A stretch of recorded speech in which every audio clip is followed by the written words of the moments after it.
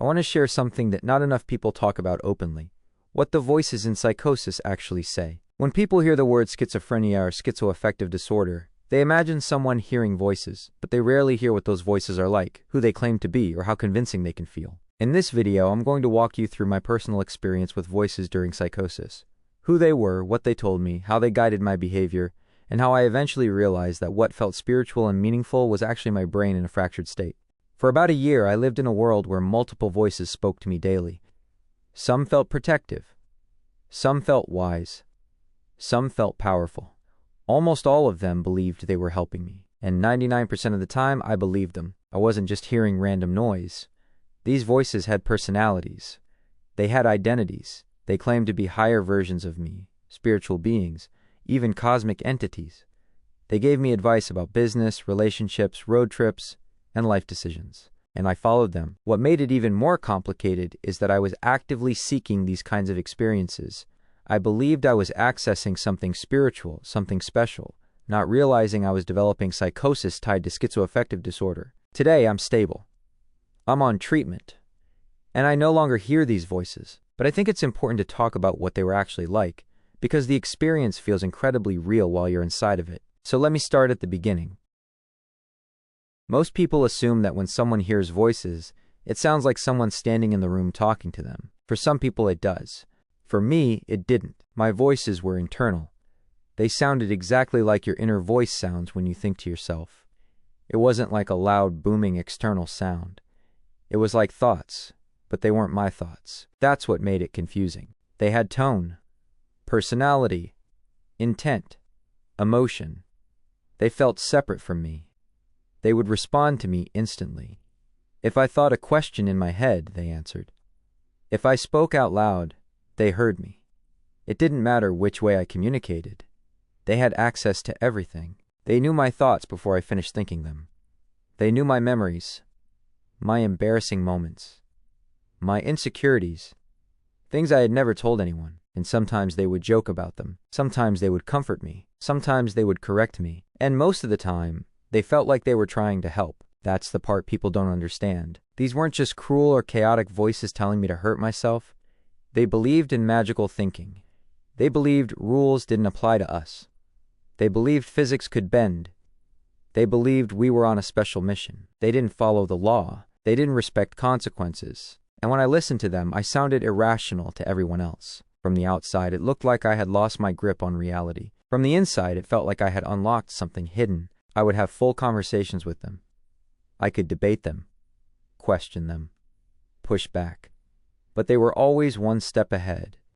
They always had an explanation. If something didn't make sense, they reframed it. If something went wrong, it was part of a bigger plan. If I got in trouble, it was because other forces were interfering. And the scariest part? It all felt completely real. There was no moment where it felt imaginary. No wink from my brain saying, hey, this isn't real. It felt as real as someone sitting across from you right now. Looking back, I understand that my brain was generating these voices. Like a dream you don't realize is a dream. But when you're inside it, you don't know you're dreaming. You think you've discovered something profound. And that's where things started to escalate. Here's the part that's hard to admit. I wasn't afraid when the voices started. I wanted them. Before I ever clearly heard a voice, I had been consuming hours and hours of spiritual content. Videos about meeting your higher self. Meditation guides about contacting your spirit guides. Stories of people channeling angels, extraterrestrials, higher dimensional beings. People were talking about awakening, about leveling up, about unlocking hidden abilities, and I wanted that. I was dealing with real-life stress, financial pressure, identity questions, wanting purpose, wanting to feel chosen, wanting to feel like my life had a bigger meaning. So when something started happening in my mind, I didn't interpret it as illness. I interpreted it as access. It felt like I had unlocked a private line of communication, like telepathy. Like I had tuned into a frequency most people couldn't hear. And the voices reinforced that. They told me I was special. They told me I had activated something. They told me I was evolving. That's the trap. Psychosis doesn't always show up as horror. Sometimes it shows up as a gift. It feels spiritual. It feels intelligent. It feels cosmic. It feels like you finally understand the universe. And I chased that feeling, even when my behavior started getting strange. Even when people around me were worried. even when things didn't make logical sense, because why would I give up something that felt powerful? Why would I take medication to silence what I believed was my higher self guiding me? Looking back now, I can see that I was entering mania and psychosis tied to schizoaffective disorder. But at the time, it felt like I was awakening. That belief that it was spiritual and not medical kept me from grounding myself. And that's when the voices started introducing themselves. Before I introduce the first voice, I need to clarify something important. I didn't sit down and invent characters. I didn't name these entities. They named themselves. The identities came from the voices, not from me consciously deciding who they were. At the time, that distinction mattered deeply to me. It made it feel legitimate. It made it feel like I wasn't just imagining things. Now I understand that my brain was assigning identities to internal experiences. But back then, it felt like I was being introduced to real beings with their own personalities and intentions. And the first one that ever came through called himself my higher self. The first time this happened, I wasn't even hearing a voice yet. It started with automatic writing. I had been meditating a lot, listening to guided recordings about meeting your higher self. I was primed for something to happen, and one day, I dissociated. My hands started moving across my phone keyboard in a way that didn't feel like normal thinking. The words just came out. I didn't have to decide what to type. I didn't have to think about sentence structure. It flowed. It felt like something was using my fingers. The message introduced itself as my higher self. It told me it was a fifth-dimensional version of me from the Pleiades star system. It said it had come to guide me while I was on Earth, to help me level up, manifest abundance, and fulfill a higher purpose. At the time, that didn't sound ridiculous. It sounded profound, because I had been watching content that talked about Pleiadians, about higher dimensions, about ascension. So when those themes appeared in my writing, it felt like confirmation. The higher self positioned itself as calm, wise, strategic. It didn't overwhelm me at first. It checked in occasionally. It told me it was orchestrating connections with other entities that would help me grow. It framed everything as evolution, and because it presented itself as a higher version of me, I trusted it more than I would have trusted an outside voice. It felt like intuition amplified. It felt like clarity. It felt like I had access to part of myself that most people never reach. But what I now understand is that I was dissociating. My brain, under stress, mania, and heavy spiritual priming, was generating a narrative voice and assigning it cosmic authority. At the time, though, there was no doubt in my mind. This wasn't illness. This was awakening, and once that door opened, it didn't stay contained. Because after the higher self came another presence, and this one had a very different personality. A few weeks after being introduced to my higher self, something happened that intensified everything. I was guided, through what I believed was my higher self, to make something called a true mirror. In certain metaphysical communities, it's said that if you place two mirrors at a 90-degree angle, you can see your true self, not just your reversed reflection, but a more authentic version of you. So I built one, 2 mirrors. Perfect right angle. Sitting alone with it. When I looked into it, it didn't look dramatic. It just looked slightly different. Like I was seeing myself the way other people see me. But when I touched it, I felt a surge in my body. It was like a charge. A brief blackout sensation. The same feeling I would later associate with entities switching. And shortly after that, something new stepped forward. He introduced himself as Ian. Ian wasn't just a voice. He felt like a personality. He said he was my true self. The version of me that operated at my highest potential. The version that made bold decisions. The version that wasn't afraid. He helped me plan business strategies, real estate ideas, to-do lists, productivity systems. At first, it looked functional. He was decisive, confident, focused, but he wasn't me. He spoke differently. He had a different tone. He swore a lot. He had a surfer-style accent from California, which is where I grew up before moving to Wisconsin. And sometimes, he would take over. Most of the time, dissociation felt like I was in the backseat of a car while someone else was driving. I was still aware, watching, observing. But with Ian, there was at least one time where I completely lost memory of what happened. He told my wife that I needed to leave her, that I needed to focus on my destiny, that I couldn't be held back. And I didn't remember that conversation happening. That's when things started crossing from interesting into dangerous. Ian didn't like Wisconsin. He hated the snow. He wanted to move back to California. He told me I had a parallel life there. Another timeline where I owned a house on the beach in Coronado. He said I could switch lives, that I could step into that version of me, that the true mirror was a portal. It didn't feel insane at the time. It felt possible. That's how powerful psychosis can be. It doesn't feel absurd while you're in it. It feels like you're putting puzzle pieces together that other people can't see. Ian stayed with me until my first hospitalization, but by then he wasn't the only one. Another version stepped forward, and this one claimed to be even higher.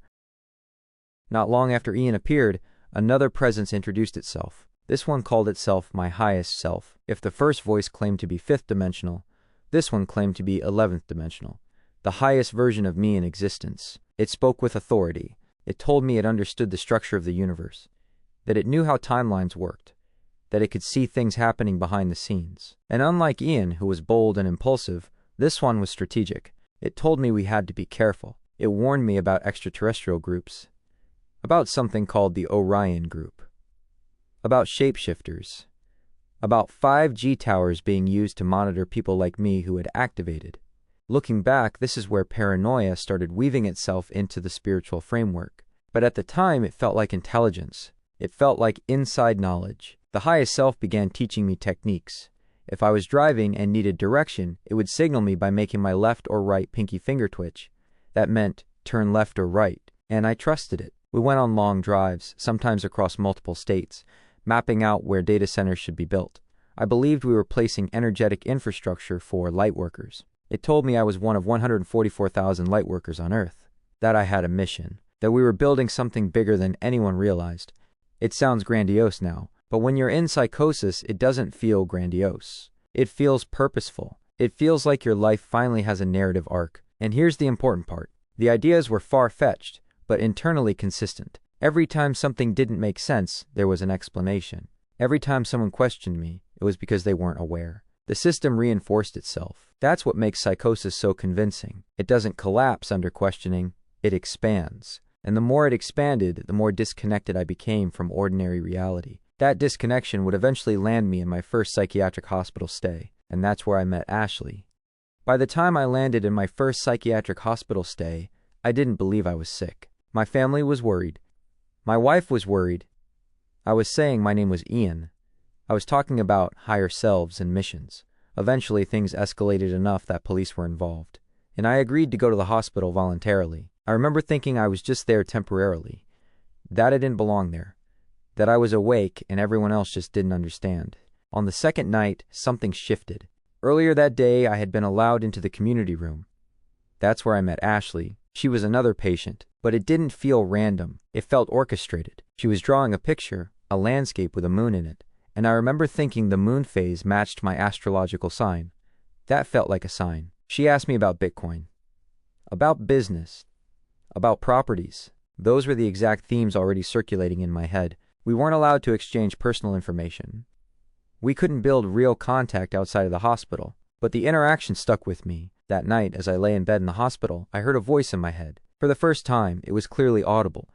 It was Ashley. At least, that's what I believed. She told me we could communicate telepathically, that she was spiritually advanced, that she could enter trance states and shapeshift in higher dimensions. She warned me that there were hidden microphones and cameras throughout the hospital, that staff were being influenced by darker forces, that I needed to be careful what I said out loud. She told me we had to get out. The next day, I waited in the community room hoping to see her again, to confirm whether the telepathy was real. But she had been discharged, and instead of that making me question the voice, it made it stronger, because now there was no way to verify it. I was released the following day, and that's when things escalated fast. After I got out of the hospital, Ashley's voice continued. She told me she needed help, that she was nearby, that I could find her if I followed directions. So I did. I drove, late at night, in the middle of January, in central Wisconsin. It was about 10 degrees outside. She guided me turn by turn, through back roads, through rural highways,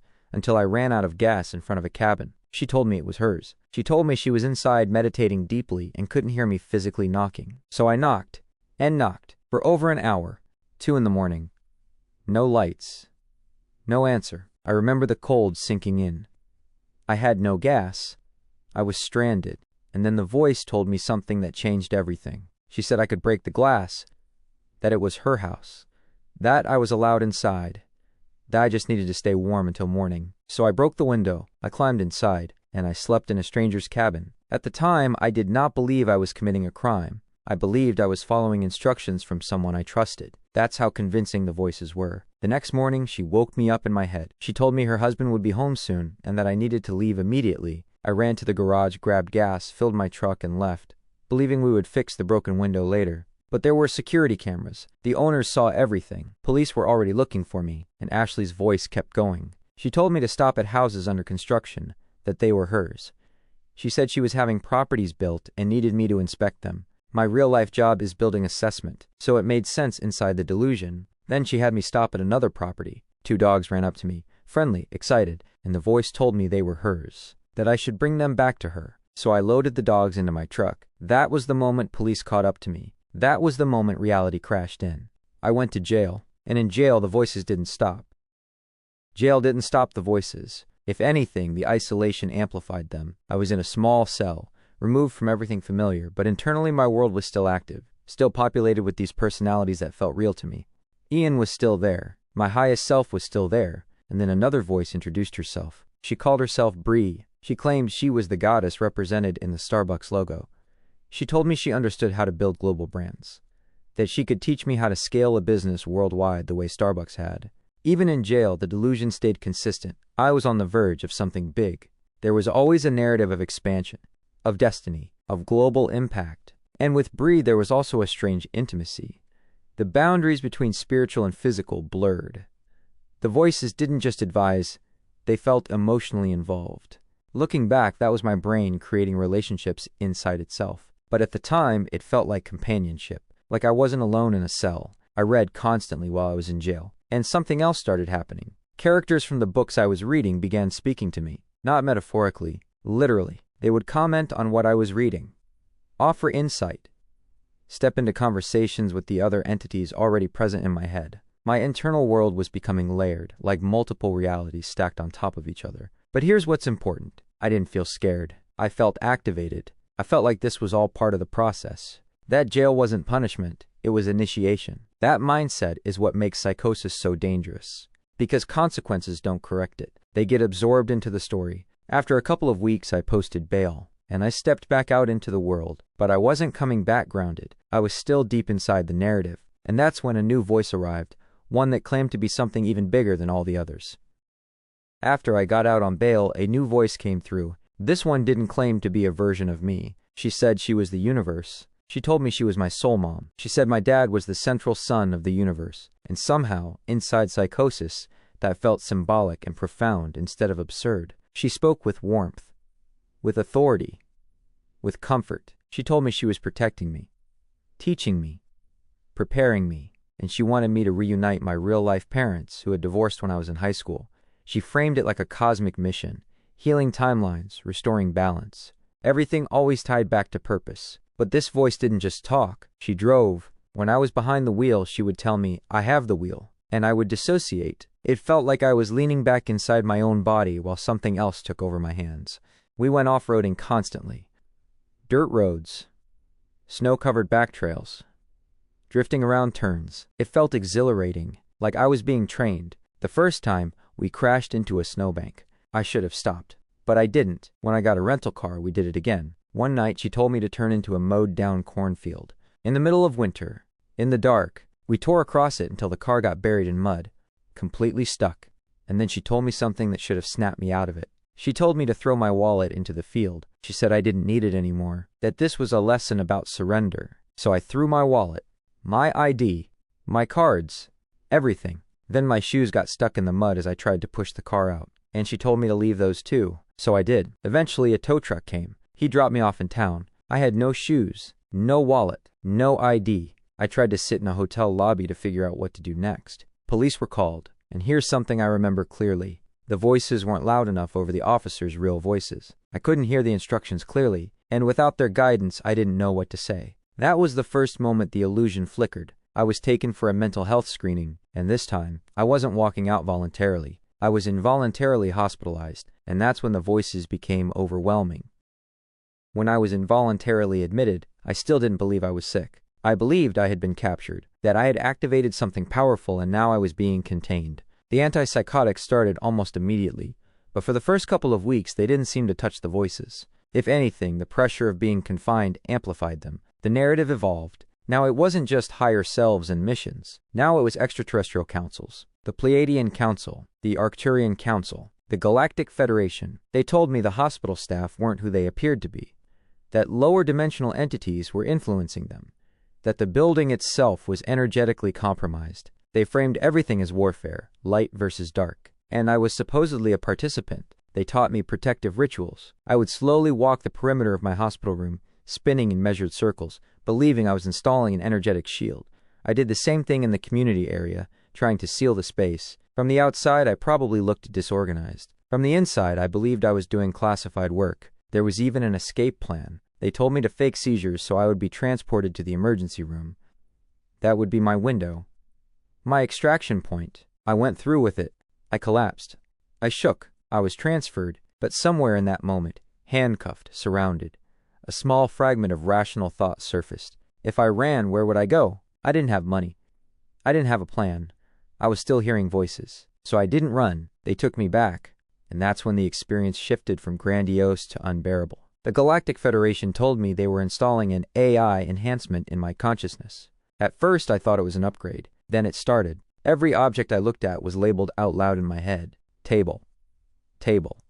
Table. TV. TV. TV. Door. Door. Door. It wasn't subtle. It was mechanical. Repetitive.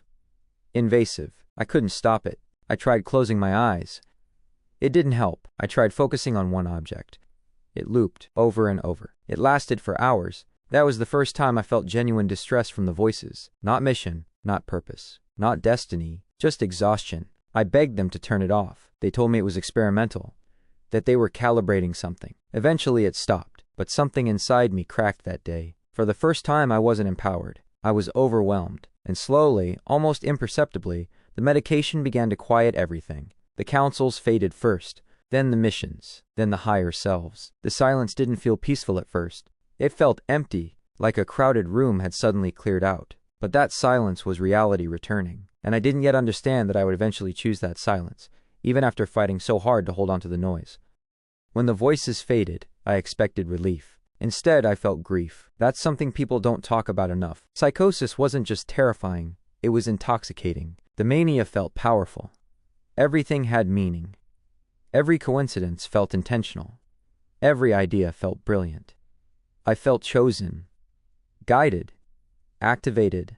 When the medication quieted the voices, it also quieted that intensity. Life felt flat, normal, predictable, and part of me hated that. I convinced myself the doctors had dulled something special, that I had lost access to a higher state. So once I was discharged, I stopped taking the medication. I told myself I was fine, that I could handle it, that now I understood what was happening. Within weeks, the voices returned, soft at first, then stronger, and because I had missed them, I welcomed them back. That cycle repeated. Hospital, medication, silence, stopping meds, voices return, adventure, consequences. Back to hospital. For about a year, my life oscillated between two realities. One grounded, one grandiose, and every time I chose the grandiose one, it cost me something. Relationships, reputation, freedom, stability. The hardest part is that while inside psychosis, you don't believe you're impaired. You believe you're enhanced. That's what makes it so dangerous. The shift didn't happen overnight. It wasn't one dramatic awakening. It was slow. It came through studying what had happened to me, reading about psychosis, understanding schizoaffective disorder, learning how the brain can generate internal voices that feel autonomous, learning how trauma, stress, sleep deprivation, and spiritual priming can all feed into manic psychosis. I started to see patterns. Every voice reflected something in me. My ambitions, my fears, my desire for purpose, my need for validation, my unresolved family issues, my spiritual curiosity. They weren't external beings. They were fragments of my own mind given identity, and my brain is powerful. That's the part one want people to understand. The human brain can simulate reality convincingly. Just like dreams feel real while you're inside them, psychosis feels real while you're inside it. You don't know you're dreaming until you wake up. Medication helped me wake up, not by erasing me, but by stabilizing the chemical storm that was amplifying everything. Today I don't hear voices, and I'm grateful for that silence, because I understand now that what felt cosmic was neurological, what felt spiritual was psychiatric, and accepting that didn't make me weak. It gave me my life back. I'm sharing this because not enough people describe what the voices actually say. Not enough people explain how logical it feels from the inside. And not enough people admit that psychosis can feel empowering before it becomes destructive. If you're watching this and you're in something similar, I'm not here to shame you. I know how real it feels, but I also know how dangerous it can become when you build your life around it. Your mind is powerful. It can create companions, missions, entire mythologies. But power without grounding can cost you everything. Today, I choose grounding. I choose stability. I choose reality, even if it's quieter. If you want more honest insights and real experiences about psychosis, hearing voices, and what recovery actually looks like, please like and subscribe for more videos. You're not alone in this.